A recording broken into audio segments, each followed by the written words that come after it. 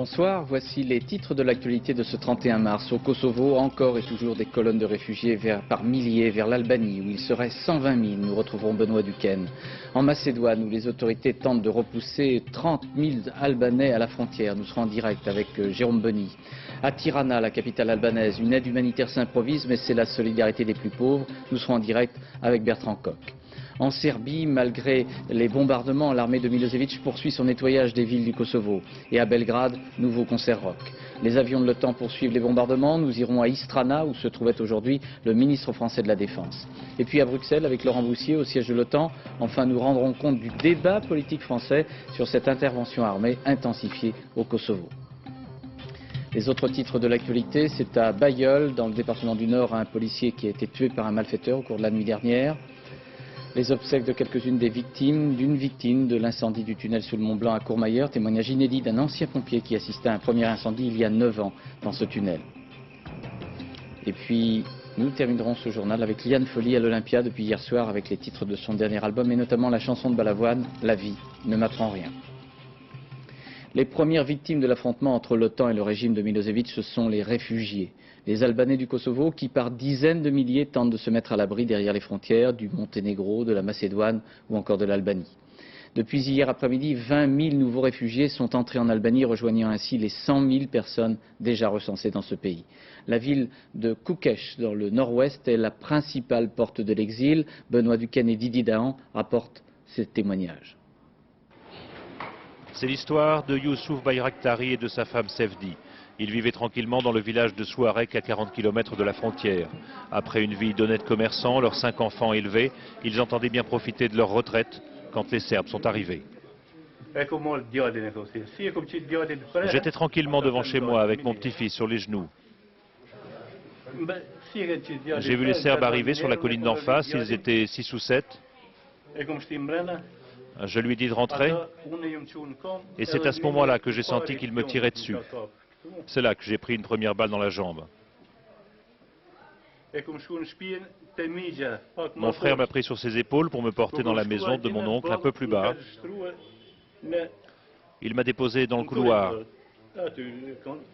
Et là, mon père est arrivé en même temps que les Serbes. Il leur a demandé pourquoi ils faisaient ça. Ils ont tiré sur mon père qui est mort. Et moi, j'ai été touché une deuxième fois et je me suis dit, c'est fini. Tu vas mourir.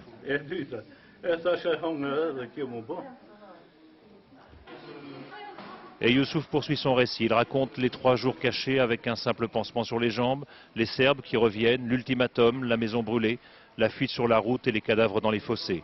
Youssouf raconte l'horreur. Sur la commune de Souareka, ils ont séparé les hommes des femmes. Ils ont dit aux femmes qu'elles pouvaient partir. Et puis ils ont sélectionné 40 hommes parmi les plus jeunes. Ça s'est passé dans le village de Ternier. Ils les ont fusillés, massacrés sur le champ. J'ai entendu les rafales. Youssouf, depuis, est à l'hôpital de Kukës. Il n'a pas de nouvelles de ses enfants. Et s'il envisage de retourner au Kosovo, ce sera sans les Serbes. Et il n'est pas le seul. Nous sommes sur la route de la frontière. C'est là que les Albanais demandent aux Kosovars d'abandonner les tracteurs qui leur ont servi dans leur fuite. Peut-être les retrouveront-ils. La route, pour l'instant, doit se poursuivre en bus ou en camion. Alors on comprend mieux en se promenant en ville pourquoi de jeunes réfugiés tout juste arrivés endossent l'uniforme de l'armée de libération du Kosovo. Plus question de se cacher, il faut trouver des volontaires pour partir se battre contre les Serbes. Jusqu'à présent au Kosovo, on s'est efforcé de lutter par des moyens pacifiques pour que la communauté internationale nous soutienne. Elle nous a soutenus, mais maintenant on voit que c'est insuffisant. Vous êtes tous prêts à vous battre, à retourner au Kosovo pour vous battre contre les Serbes? C'est maintenant l'un des espoirs un peu fous de bon nombre de Kosovars. Si Milosevic continue de vider la province comme il le fait, disent-ils, alors il n'y aura plus d'obstacles pour le combattre sur le terrain. Et cette fois, nous serons appuyés sans réserve par les forces de l'OTAN. Nous étions avec Benoît Duquesne en Albanie, où il y a déjà 100 000 réfugiés. On en attend 20 000 de plus. Allons maintenant en Macédoine, où il y a déjà 35 000 réfugiés. Il y en aura 30 000 autres qui attendent, souvent victimes des refus ou des vexations des gardes-frontières, qui ont été jusqu'à sceller les wagons d'un train pour empêcher la sortie des personnes fuyant les exactions serbes. Reportage Jérôme Bonny et André Issora. Ils ont quitté ce matin à 7 h la gare d'Orosevac au Kosovo. Leur train a été arrêté par la police macédonienne. Ils ont dû continuer à pied. Un millier d'exilés de cette province qui sombre dans la guerre, qui se vide de sa population albanaise. Ils n'ont pas dormi depuis une semaine, depuis le début des frappes aériennes de l'OTAN qui ont déchaîné la fureur serbe. Tous âges confondus, ils ont pris les chemins de l'exode pour survivre. Les magasins albanais ont été pillés, il n'y avait plus pour eux ni nourriture, ni médicaments. Ce matin, ils ont décidé de partir. Ils arrivent en Macédoine, terre de refuge et d'incertitude. Nous avions peur des policiers serbes. Ils ont détruit nos maisons. Quand l'OTAN les a bombardés, ils ont détruit nos maisons. La terreur ne s'efface pas du jour au lendemain et il y a l'inquiétude pour tous ceux qui sont restés là-bas. Il y a aussi les retrouvailles, le soulagement des familiers albanais de Macédoine qui étaient sans nouvelles depuis trop longtemps. Sur la route de Pristina, par-delà la frontière, il y a 15 km de voitures bloquées sur 2 fils. Il y a 30 à 40 000 personnes dans la rue, à côté ici, à côté de la Serbe côté, sans rien. Ils n'ont pas mangé 2 jours. Je sais pas, moitié de la Pristina elle a quitté. C'est facile de bombarder, mais il doit aider quelqu'un là, il doit venir avec les troupes. Ça fait rien bombarder. Tu peux bombarder chacun, mais rien.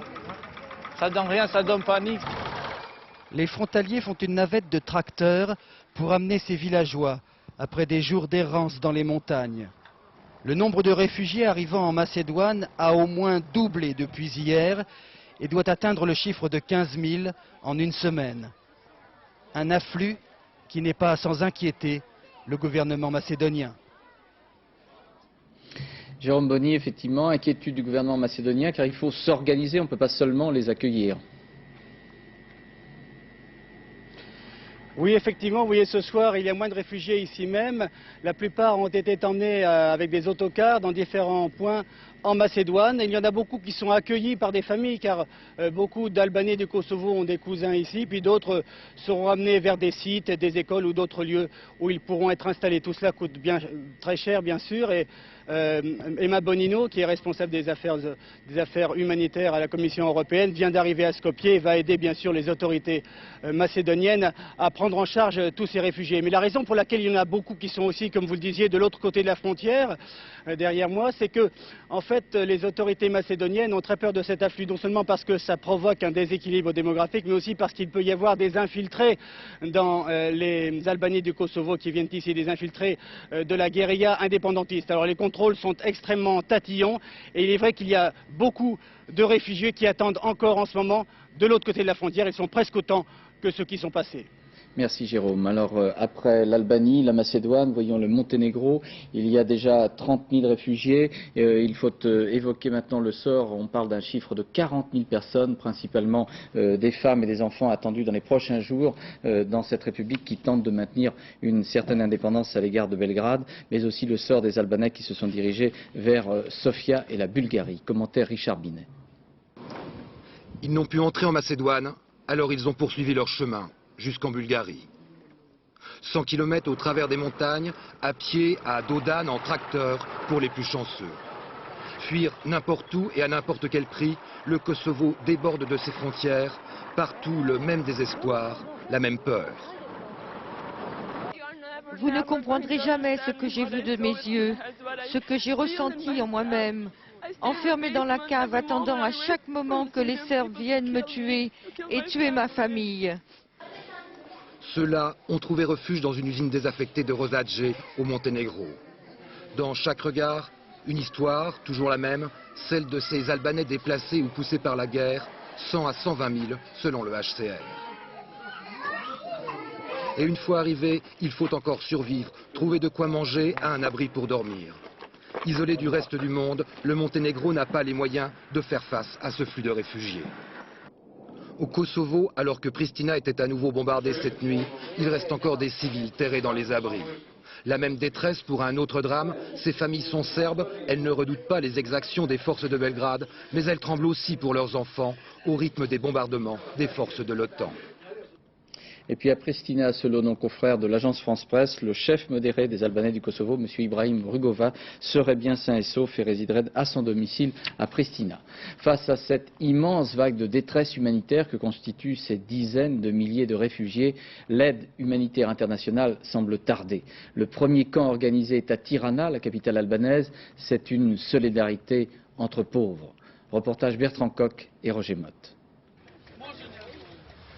Ce sont les premiers réfugiés de Tirana. Ceux-là viennent à peine d'arriver, d'autres sont déjà là depuis un jour ou deux. Ils ont l'immobilité de ceux qui ne sont plus maîtres de leur sort. Ils sont sous des tentes de l'armée plantées à même le gazon, autour d'une piscine désaffectée. Leur histoire, ils l'ont déjà dite.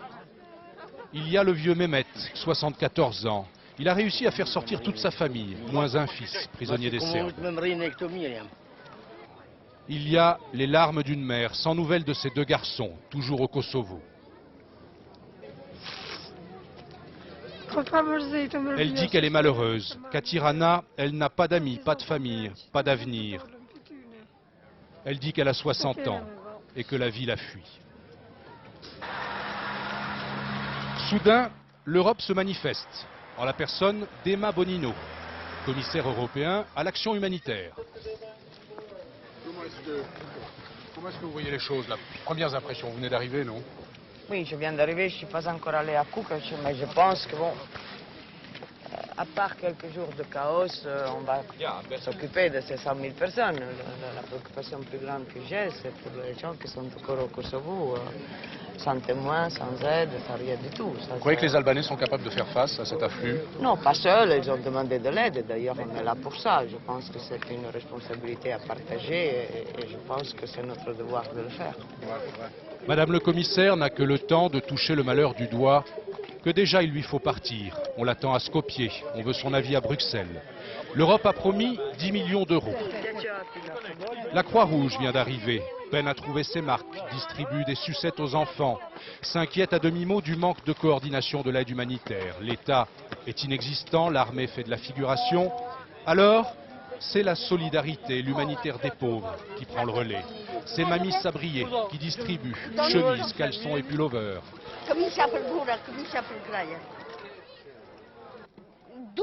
Je fais ça avec mon cœur, dit-elle. Je ne suis pas riche, mais j'ai mon cœur. Et ces gens sont nos frères. La solidarité, ce sont aussi monsieur et madame Odia, qui accueillent dans leurs 2 pièces une famille de Kosovars. 6 personnes, de lointains cousins. Monsieur et madame Odia parlent de tradition, de devoir d'hospitalité. Ils le font de leur propre chef, sans rien demander à personne. L'État ne m'aidera pas, d'ailleurs, je n'en attends rien. Mais nos voisins nous donnent un bon coup de main.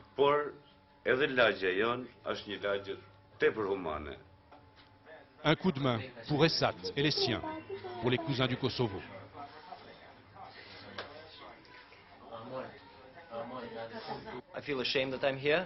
J'ai honte, dit Esat, j'ai honte d'être ici, chez ces gens, et je suis en colère de ne rien pouvoir faire pour empêcher ce qui se passe chez moi. Je n'ai pas les mots pour vous dire ce que je ressens.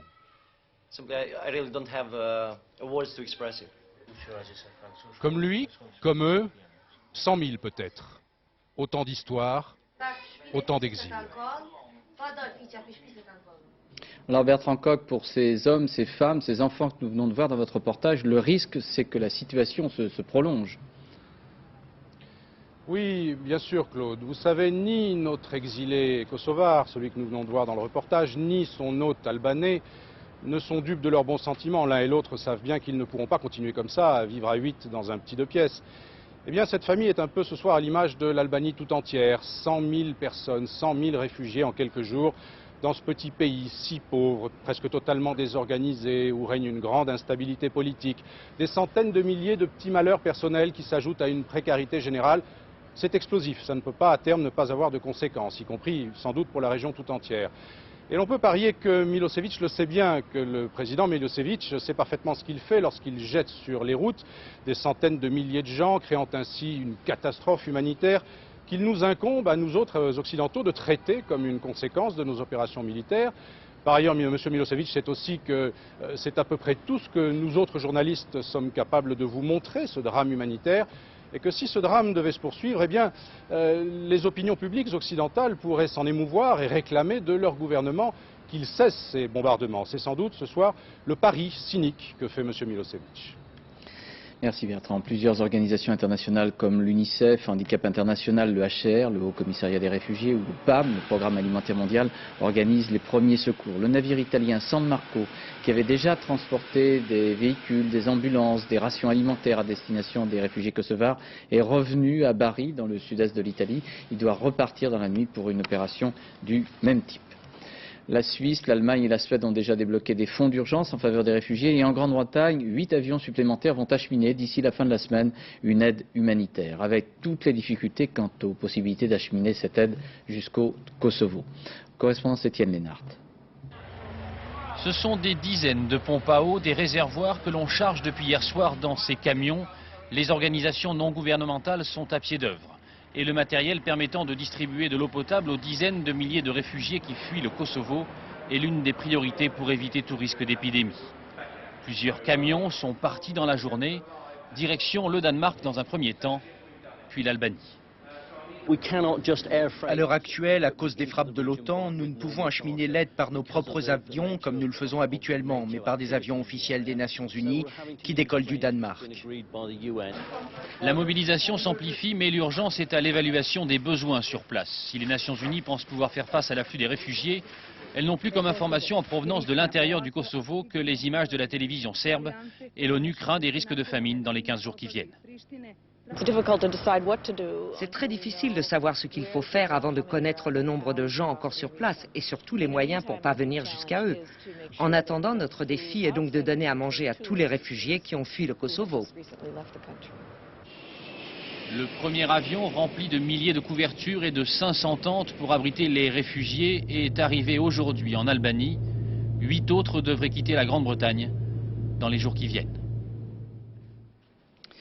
L'Organisation nationale des Nations Unies n'a pas de preuves suffisamment fortes pour parler d'un génocide commis par les forces serbes contre les Albanais au Kosovo. C'est ce que vient de déclarer le porte-parole des Nations Unies. Demain, le gouvernement allemand qui préside actuellement l'Union européenne doit réunir une première conférence d'organisation et de coordination des secours humanitaires. À Bonn, le ministre allemand de la Défense, à l'inverse de l'ONU, évoquait ce matin des indices de camps de concentration au Kosovo.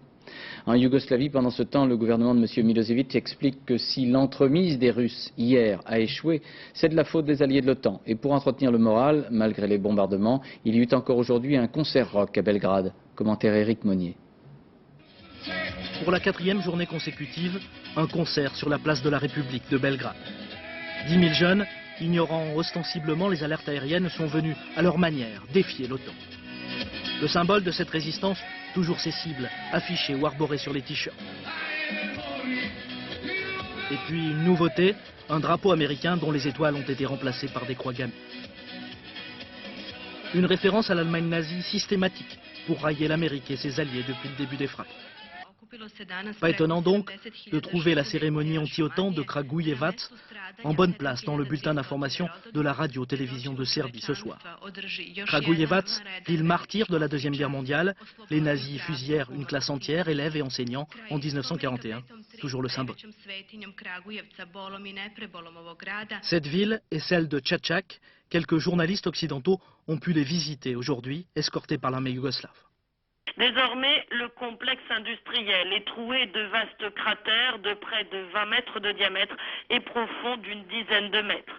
Tout autour, tôles, poutres, béton, ferraille ne sont plus qu'un amas de terre composite. Parmi les décombres que les ouvriers tentent de déblayer, il n'y a plus aucune trace visible des composants militaires que produisait également ce site militaro-civil. À la télévision de Belgrade, Peu d'images, en revanche, ce soir, des réfugiés d'origine albanaise qui quittent en masse le Kosovo. Mais des gros plans sur des destructions attribuées aux bombes de l'OTAN, des bombes à fragmentation, si l'on en croit le commentaire. Dans ces villages, elles auraient fait une dizaine de blessés civils. Des informations impossibles à vérifier. Aucun journaliste indépendant n'est libre de ses mouvements, aujourd'hui en Serbie. Et de l'autre côté de l'Adriatique, donc en Italie, les bases aériennes de l'OTAN vont recevoir des renforts. C'est le cas de celle d'Istrana, où le ministre français de la Défense, M. Alain Richard, confirmait l'arrivée de 6 avions supplémentaires lors de sa visite aux pilotes français. C'était ce matin. Reportage Alain Chalvron, Enrico Molinari. Dans cette guerre sans image, la venue d'un ministre français accompagné de parlementaires est un événement qui attire les médias du monde entier. Mais Alain Richard n'est pas venu pour eux, mais pour les pilotes. Et d'abord, pour leur chef, le général Gaviard, pas peu fier de ses appareils. Donc on va voir les Mirage 2000D. Donc c'est eux qui ont fait les frappes de nuit. Ils sont essentiellement dédiés aux frappes de nuit. Les Mirage 2000, les voilà justement, présentés par un lieutenant-colonel pilote. Le ministre n'hésitera pas du reste à s'asseoir dans le cockpit, mais ne volera pas. Les Jaguars l'attendent déjà. Un coup d'œil à leur armement. Dans cette phase d'attaque, les Jaguars jouent un rôle important et le ministre sait que les pilotes doivent prendre des risques accrus. Nos adversaires font manœuvrer leurs unités et leurs forces au milieu de la population et des futurs réfugiés. Donc nos forces vont être obligées de descendre plus bas et par conséquent d'assumer un risque encore accru pour les pilotes. Un coup de chapeau qui est allé droit au cœur des intéressés. Les pilotes ont extrêmement le moral. La météo s'améliore, on joue tout à fait logiquement notre opération.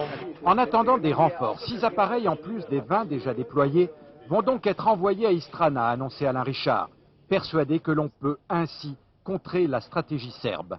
Nous sommes quelques-uns à savoir que ce qui se passe en ce moment réduit de plus en plus les capacités de Milosevic de déployer, de développer sur l'ensemble du Kosovo l'action de répression et d'élimination qu'il poursuit.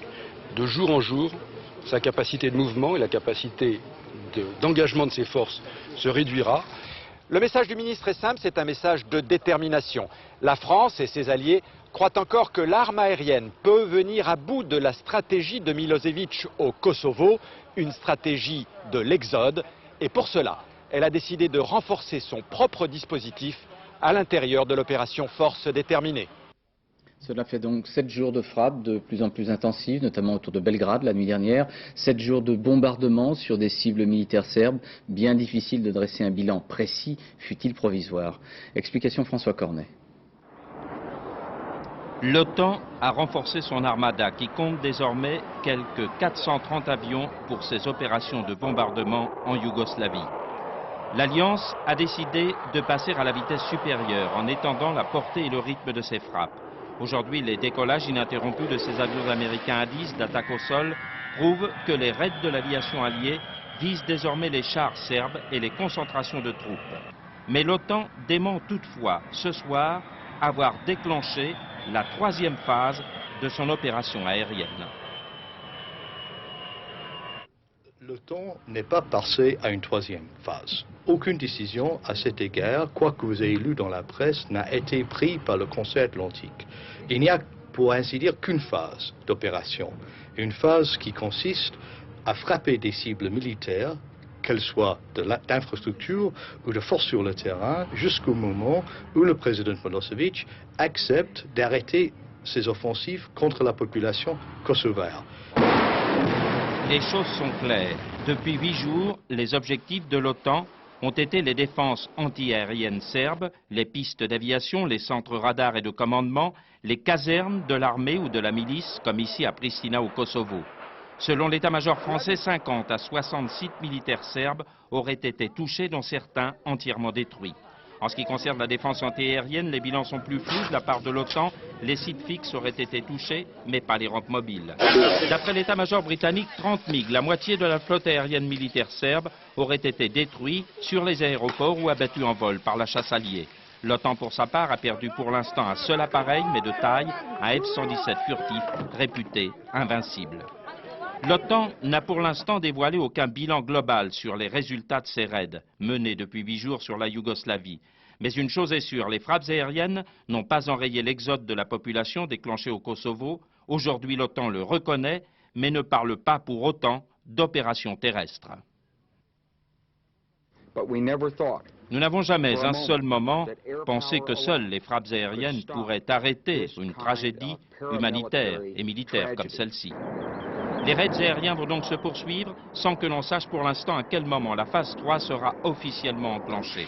Cette troisième phase permettrait aux Alliés de frapper des cibles comme les ministères de l'Intérieur ou de la Défense en plein Belgrade. En attendant, ces Hadis ont refait à Aviano leur plein de missiles anti-chars pour une nouvelle série de frappes.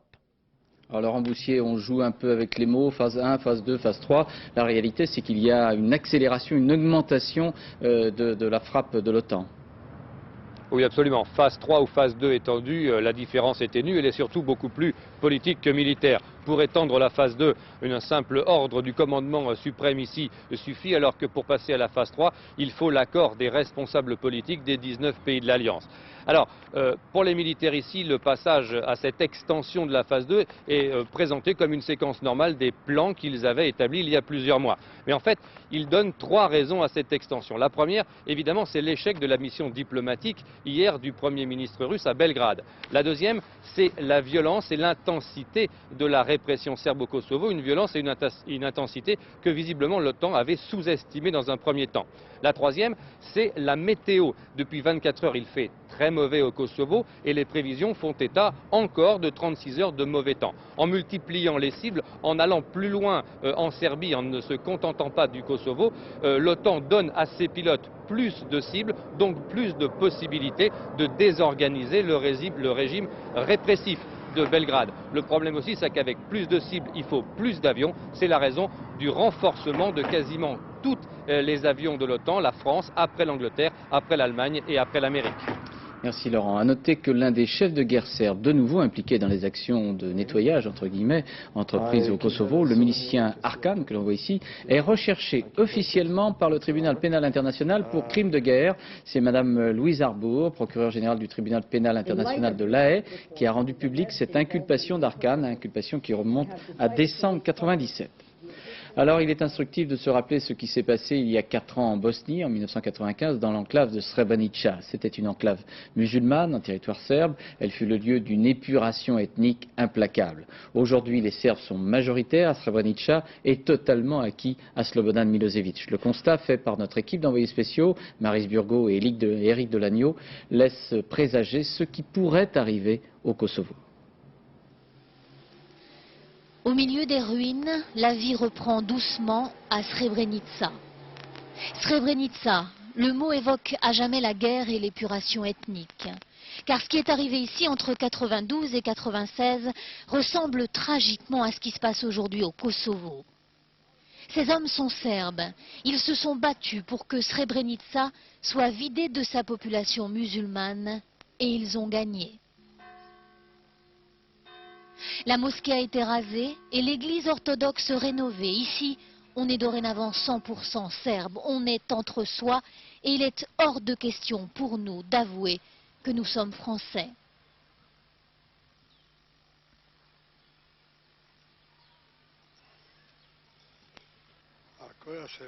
Pour quelle télévision vous travaillez? Donnez-moi votre nationalité avant que je vous réponde.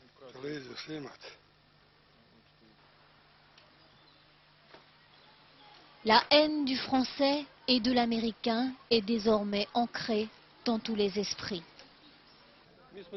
Nous disons que nous faisons partie de la Serbie. Nous en sommes très proches. Alors, ce que vous faites à la Serbie, c'est comme si vous le faisiez à nous. Srebrenica, la Serbe, engoncée dans ses certitudes et dans sa pauvreté. 75% de la population est encore au chômage, alors que la guerre est finie depuis 3 ans. Cela donne une idée de ce qui attend demain la Yougoslavie. Ici comme là-bas, les veuves n'ont plus que leurs yeux pour pleurer. J'ai 2 enfants et mon mari a été tué au combat pendant la guerre. Je ne travaille pas, de toute façon il n'y a rien à faire ici. La région de Srebrenica est exsangue, mais c'était le prix à payer pour arracher la terre aux musulmans, dont il ne reste aujourd'hui que le cimetière. Un jour et 3 ans et demi, c'est le temps qu'a duré la guerre de Bosnie. Ici à Srebrenica, comme partout ailleurs, cette guerre n'est certes plus dans les rues, mais elle est dans toutes les têtes. La grande réconciliation nationale, tant rêvée par les Occidentaux, n'est pas pour demain. Le Premier ministre russe, M. Evgeny Primakov, est rentré ce matin à Moscou. Sa tentative de médiation à Belgrade avec M. Milosevic n'a donc rien donné. Malgré la déception des Russes, officiellement on affiche quelques raisons de croire à un renouveau de la diplomatie voulue par Boris Yeltsin. Correspondance Gilles Rabin. Evgeny Primakov ne se faisait pas d'illusions sur sa tentative de médiation. Il n'est donc pas surpris des réactions occidentales massivement négatives et il considère que ce n'est pas un échec. Sans l'intransigeance de l'OTAN, dit-il, ce pourrait être un début. Puis il plaide défensif pour la première fois. 90 000 personnes ont fui le territoire du Kosovo, c'est-à-dire un dixième de la population de la province. Jugez vous-même. Où est le génocide? Quand a-t-il commencé? À cause de quoi? En oubliant les 250 000 Kosovars qui ont fui bien avant les frappes, Primakov souligne l'inquiétude russe de voir le nettoyage ethnique et les massacres prendre une telle ampleur que Milosevic devienne vite indéfendable. La première chaîne de télévision russe, la plus officielle, choisit de montrer quelques réfugiés du Monténégro, parmi lesquels des combattants séparatistes, dit le commentaire, peuvent se cacher. La deuxième chaîne, d'État elle aussi, montre des images plus dramatiques mais sans interview de réfugiés. Seule NTV, la chaîne privée, diffuse des reportages qui donnent une idée de la réalité et avec des interviews. Des députés communistes qui refusent avec véhémence toute légitimité aux frappes de l'OTAN en sont venus à boxer en pleine Douma un député démocrate pour un mot de trop. La presse est à l'unisson, partagée. Un titre résume le sentiment le plus général: ne tirez pas sur les faiseurs de paix, ils font ce qu'ils peuvent. Tandis qu'un officiel, le porte-parole du président Yeltsin, condamnait les massacres pour la première fois, mais en français sur une radio française, l'état-major russe démentait puis confirmait le prochain départ de navires de guerre des bâtiments de la flotte de la mer Noire vers la région du conflit en mission d'observation. Et cet envoi de navires de guerre russes dans les Balkans préoccupe les États-Unis. C'est l'expression utilisée par les Américains ce soir. Aujourd'hui encore, plusieurs manifestations dans le monde contre l'intervention de l'OTAN. Voici quelques images de manifestants, c'était en Russie, des comités serbes, de la communauté serbe de Moscou qui est venue manifester devant l'ambassade des États-Unis. Et puis une manifestation également à Rostov, c'est en Russie où on appelle au boycott des produits venus des États-Unis ou de l'Europe de l'Ouest. Manifestation aussi pro-serbe au Monténégro, dans cet État qui tient sa situation indépendante. Il existe une très forte communauté serbe et les dirigeants du Monténégro craignent que les bombardements qui ont parfois touché le territoire ne provoquent des réactions anti-occidentales. Manifestation de 700 Serbes également ce soir à Strasbourg. Nous sommes européens et pas américains, disent-ils ce soir à Strasbourg, ces manifestants serbes. À Paris, à l'Elysée, le président Jacques Chirac a reçu une délégation d'intellectuels, membres d'un comité Kosovo de soutien aux Albanais. Le président a franchement exclu toute idée de partition du Kosovo. En outre, M. Chirac a dénoncé l'intransigeance absolue de Slobodan Milosevic. Depuis ce matin, aussi bien à l'Elysée que du côté du gouvernement, on s'est efforcé d'expliquer et d'expliquer encore les raisons de l'engagement de la France dans le conflit. Et ces raisons ne sont pas partagées par tous, loin s'en faut. Ainsi, les ministres communistes du gouvernement de M. Jospin ont fait entendre leurs différences. Récit Javis Tambert, Jean-Baptiste Prédali et Jean-Marc Sursin. La France a-t-elle ou non raison de participer à l'action militaire en Yougoslavie? Depuis aujourd'hui, le débat s'engage jusqu'à la table du Conseil des ministres. Ce matin, devant Lionel Jospin et devant Jacques Chirac, un ministre communiste fait entendre sa différence. Si vous voulez savoir si j'ai fait part de mes inquiétudes concernant le risque d'engrenage de guerre et de misère et d'épuration, je fais part de mes inquiétudes au gouvernement. Et l'on apprend qu'à la table du Conseil, Jean-Pierre Chevènement, qui la semaine dernière faisait connaître ses réserves, s'interroge sur le nombre de réfugiés au Kosovo.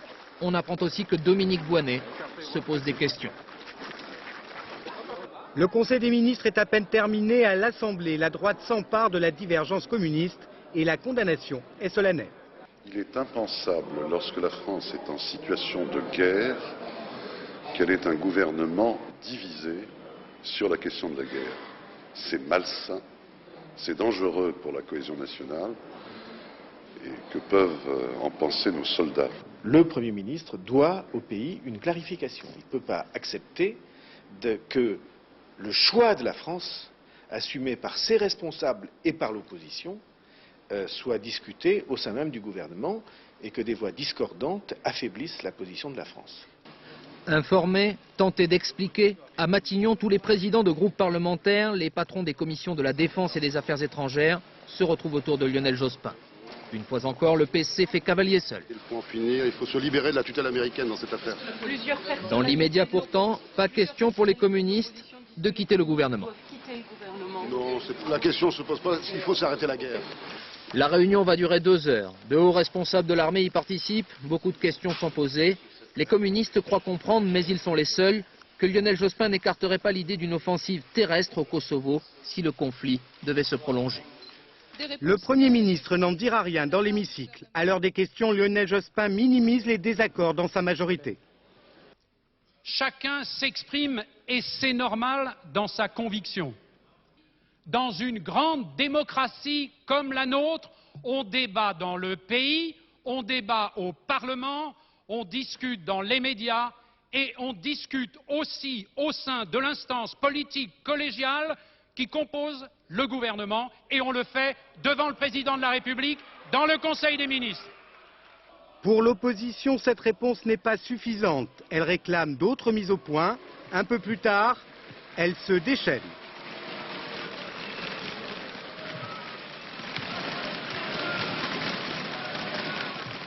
Dans les couloirs, la droite continue à exiger le départ des ministres communistes du gouvernement. Alors Robert Hue s'explique à nouveau.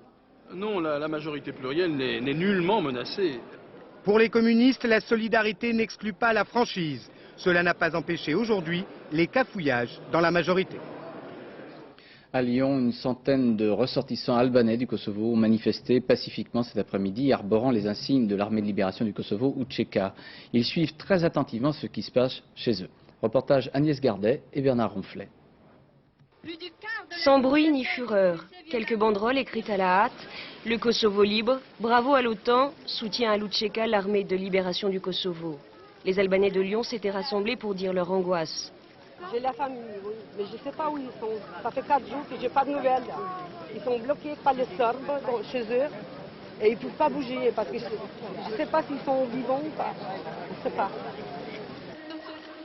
Ne pas savoir, c'est le drame de ces familles exilées en France. Car s'informer est devenu quasiment impossible depuis le début des bombardements. Seuls quelques téléphones portables maintiennent les liens et alimentent la peur.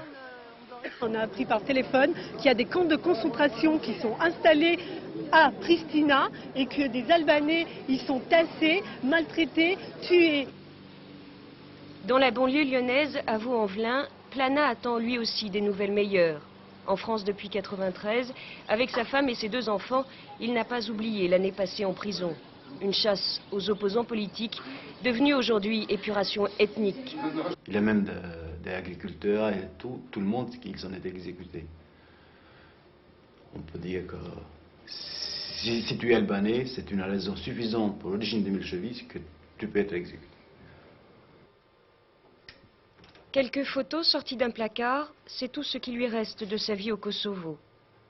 Hier l'exil, aujourd'hui la guerre, une guerre qui le bouleverse. Jusqu'à hier, j'ai travaillé, mais maintenant j'ai arrêté parce que c'est mieux qu'on repose un peu. Avec tout ça qui se passe, c'est pas possible de travailler. Ce soir, comme la veille, Plana retrouvera ses amis kosovars dans les locaux de leur association. En rang serré devant le téléviseur, visage tendu, regards inquiets, ils sont à la fois proches et éloignés de cette guerre qui pousse les leurs hors de leurs frontières. Hier soir en France, au terminal voyageurs du port transmanche de Calais, une fusillade a éclaté entre 2 groupes de réfugiés de l'ex-Yougoslavie. La fusillade aurait éclaté à la suite d'un différend interne entre des réfugiés kosovars qui tentent de rejoindre l'Angleterre. Cette fusillade a fait 1 mort et 2 blessés.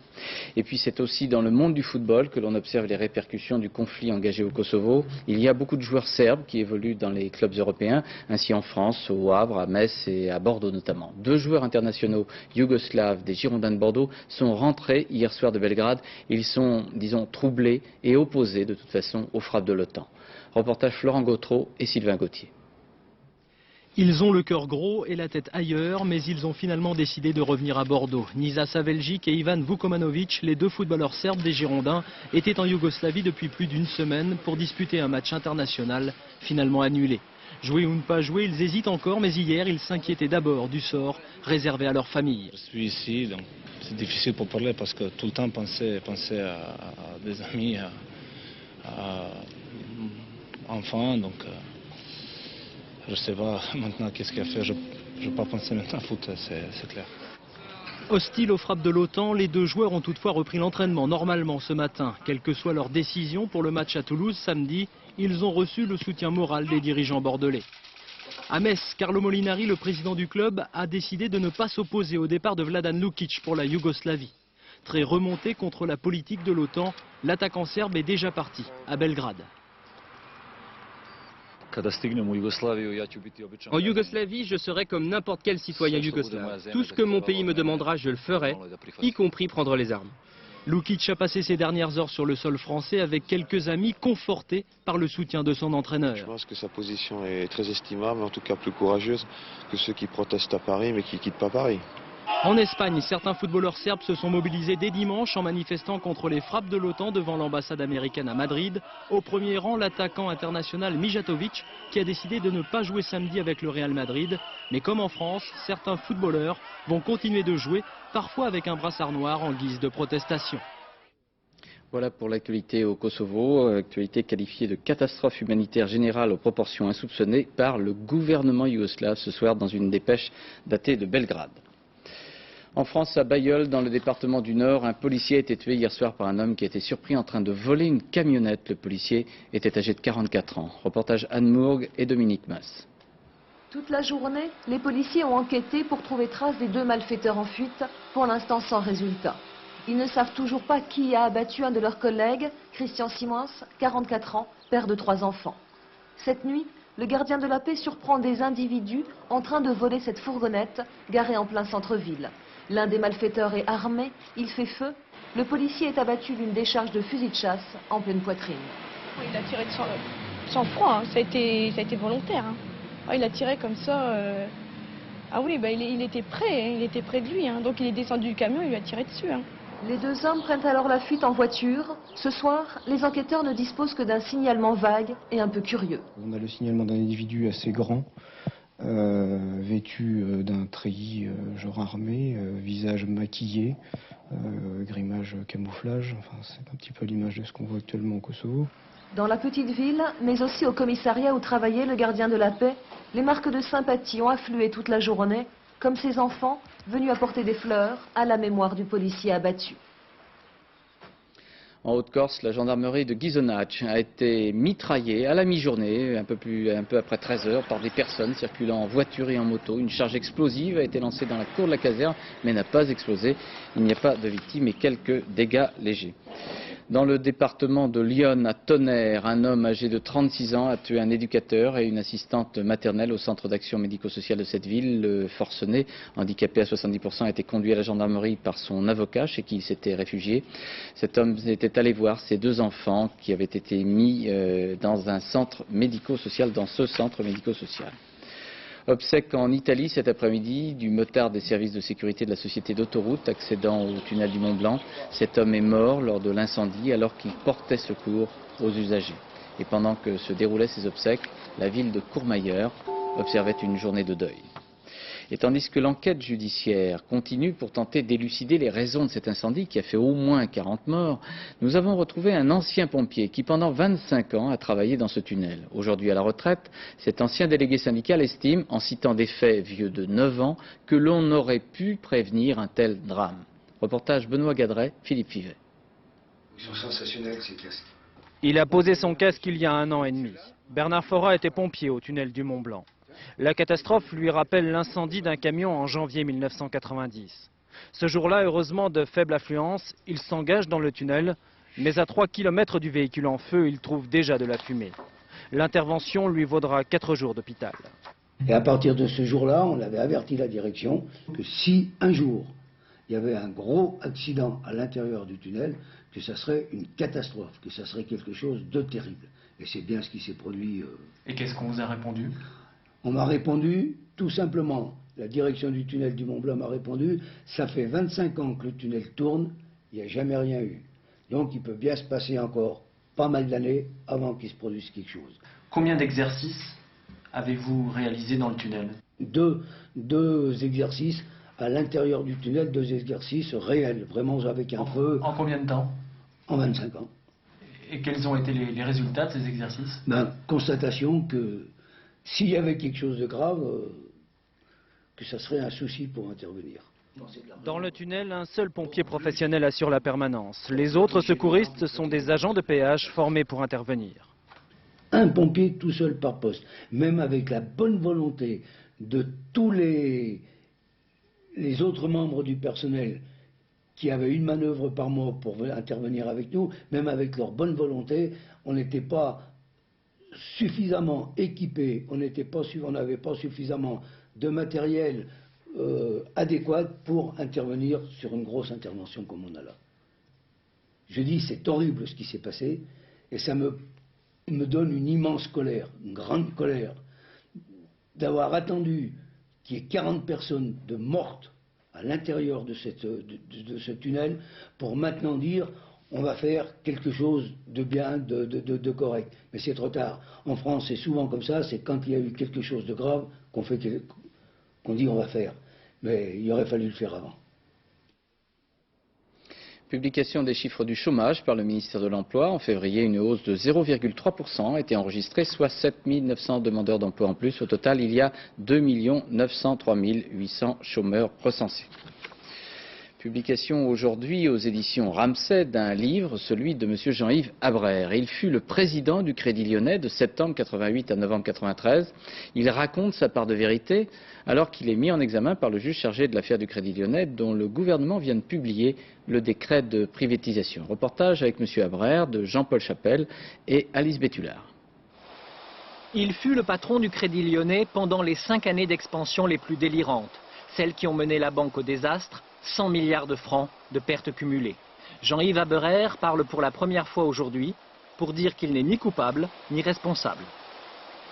Il y avait une crise économique qui a affecté en particulier le marché immobilier, sur lequel le Crédit Lyonnais était la première banque du pays, donc c'est lui qui a reçu le plus de coups de cette crise, et que ça s'est révélé progressivement parce que la crise s'est révélée elle-même progressivement, c'est tout. À moins que le Crédit Lyonnais n'ait accéléré la spéculation pour camoufler ses pertes. Mis en examen pour présentation de comptes inexacts et abus de biens sociaux, Jean-Yves Abraire n'a qu'une courte explication. Il fut informé trop tard. Je n'ai jamais eu, ça a été un de mes désespoirs là-bas, les tableaux de bord que j'avais à Paribas et qui me permettaient de vivre en temps réel l'évolution de nos activités, de nos comptes et de nos bénéfices, centre de profit par centre de profit. Je n'ai jamais eu ça au Crédit Lyonnais. J'y ai vécu un peu comme au 19e siècle, c'est-à-dire que j'apprenais, après la fin de l'exercice, ce qui s'était passé dans l'exercice. Pendant son règne, le Crédit Lyonnais a financé les plus grands escrocs. Maxwell, Fiorini, Paretti, et chaque fois la banque y a laissé des milliards. L'accumulation des mauvaises fréquentations est plus que troublante, pas pour Jean-Yves Abraire. Fiorini, il y avait 60 banques créancières. 60 banques créancières, toutes les banques françaises étaient créancières de Fiorini, moins que le Crédit Lyonnais, mais toutes y étaient. Bon, Pelège, il y avait toute la place. Maxwell, toutes les grandes banques européennes. Et nous avons moins perdu sur Maxwell que la BNP ou Paribas, par exemple. 5 ans après avoir quitté le Crédit Lyonnais, Abraire a retrouvé le culot et les certitudes qui ont fait sa réputation. Toujours sûr d'avoir raison, mais aujourd'hui sa vérité est très différente de celle des dossiers judiciaires.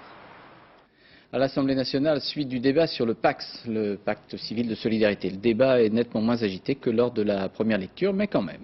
Reportage Laurent Hakim, Raymond Chaplard. Quand Christine Boutin, députée anti-PACS, combat le projet dans l'hémicycle l'après-midi, c'est après l'avoir dansé sur les podiums le matin.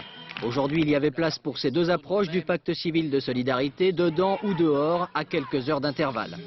Une jeune anti avait annoncé dans le journal qu'elle enlèverait le PACS. Finalement, le spectacle sera chaste dans l'esprit familial et catholique des organisateurs.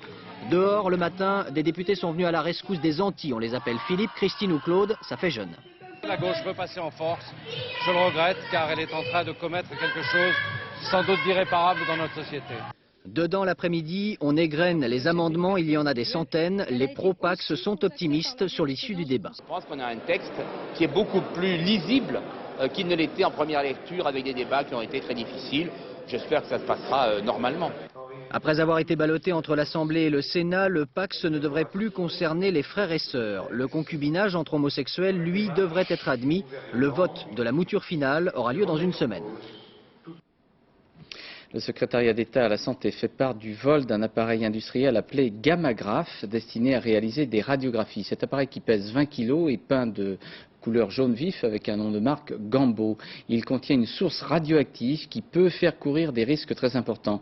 Cet appareil a été volé dans un véhicule sur un parking près de l'aéroport Roissy-Charles de Gaulle. Il ne faut surtout pas le déverrouiller, dit le secrétariat d'État à la Santé, mais alerter aussitôt les services de police ou de gendarmerie si vous le retrouvez.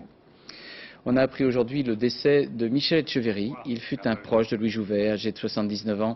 Il était sociétaire honoraire de la Comédie Française. Le voici dans une séquence de 1962. Il répétait alors Oedipe Roi aux côtés de Jean Marais. Et pour terminer ce journal, nous irons à l'Olympia où se trouve depuis hier Liane Folly. Elle se produira également le 8 avril. Liane Folly est en tournée en France depuis quelques semaines avec un nouveau disque qui s'appelle Acoustique, avec notamment une chanson, une reprise de Balavoine qui s'intitule La vie ne m'apprend rien. Liane Folly racontée et rencontrée par Laurence Piquet et Philippe Jasselin. Qui a le droit de m'interdire d'être vivant? De quel côté se trouvent les bons ou les méchants? Le bonheur de renouer avec le succès. Le public plébiscite cette reprise de Balavoine, classée numéro 1 sur la plupart des radios. Cette chanson est très spirituelle. La vie ne m'apprend rien, il faut choisir un train, prendre son chemin, etc. C'est vraiment le réveil, la renaissance, l'éveil en soi d'un appel, d'une force qui nous fait vivre, qui nous fait avancer. Pour avancer, Liane Folly ne manque ni de caractère ni de volonté. Serge, tu peux me montrer la... Méticuleuse, elle ne laisse rien au hasard. La poursuite? La poursuite?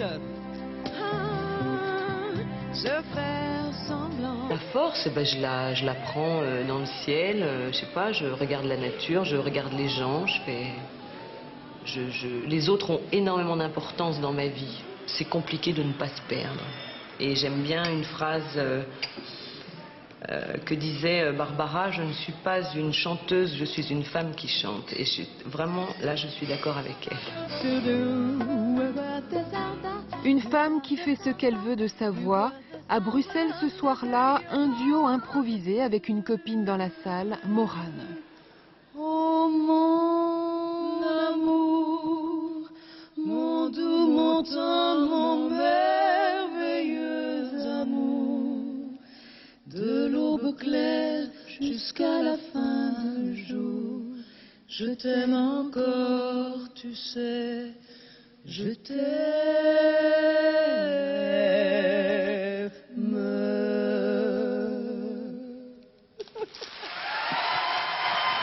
Balavoine lui avait dit de s'accrocher à ses rêves, message entendu, Liane Folly se battra longtemps pour faire durer son histoire d'amour avec le public. Prendre un chemin,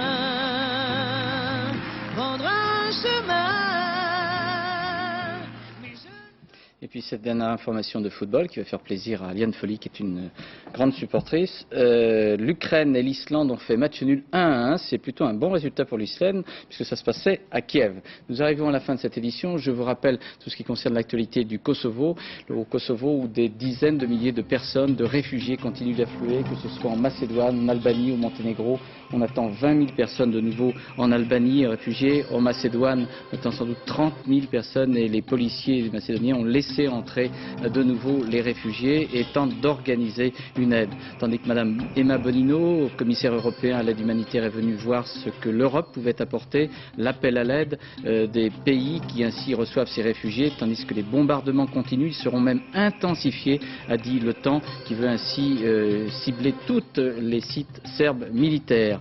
Ibrahim Rugova, le leader modéré du Kosovo, aurait déclaré à Pristina qu'il fallait arrêter les bombardements et d'autre part, selon deux sources, mais qu'il reste à vérifier, les dirigeants kosovars seraient indemnes alors qu'ils avaient été annoncés morts lors d'exactions serbes. L'appel à l'aide continue, notamment en faveur de l'Albanie, pays très pauvre qui tente de secourir des plus pauvres encore, des Kosovars qui se retrouvent ainsi près de Tirana, la capitale de l'Albanie. Dans un instant, la météo avec Isabelle Martinet, à 20h55, Madame la Proviseure avec Daniel Delorme, à 22h35, ça se discute, présenté par Jean-Luc Delarue, à 0h45, le dernier journal, présenté par Florence Duprat, suivi du cercle de Philippe Lefay, le cercle des critiques. Demain à 7h50, dans les 4 vérités, Françoise Laborde recevra M. Charles Pasqua, et puis à 13h, vous retrouverez Rachid Arabe. À demain 20h, bonsoir, merci.